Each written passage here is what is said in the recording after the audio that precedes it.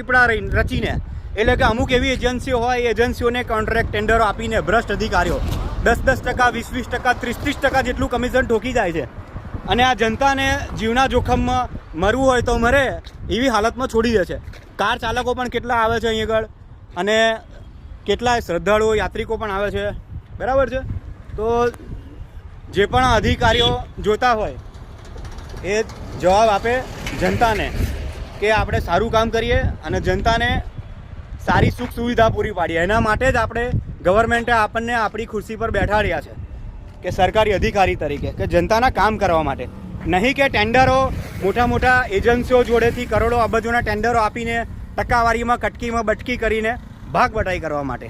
આવા જે અધિકારીઓ છે એ લોકો પર ખેડા જિલ્લાના આરએનબીના અધિકારીઓ એટલે કે ભ્રષ્ટ અધિકારીઓ ઉપર જે લાંચ રૂશ્વત લે છે એમની પર ટૂંક જ સમયની અંદર એટલે કે ગણતરીના કલાકોમાં જ એક એસીબીમાં એવી કડક ફરિયાદ થવાની છે કે તંત્ર એટલે આ જે ભ્રષ્ટાચારી અધિકારીઓ છે એ લોકો ઉપર કડક પગલાં ભરશે અને અધિકારીઓને જેલ ભેગા કરશે કે દુર્ઘટના થાય તો સીધા અધિકારીઓ જ જેલમાં જાય.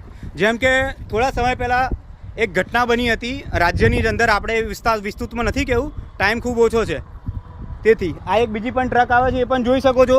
આખું ગ્રાઉન્ડ ઝીરો કે સાહેબ આખું વાઇબ્રેટ જ થશે.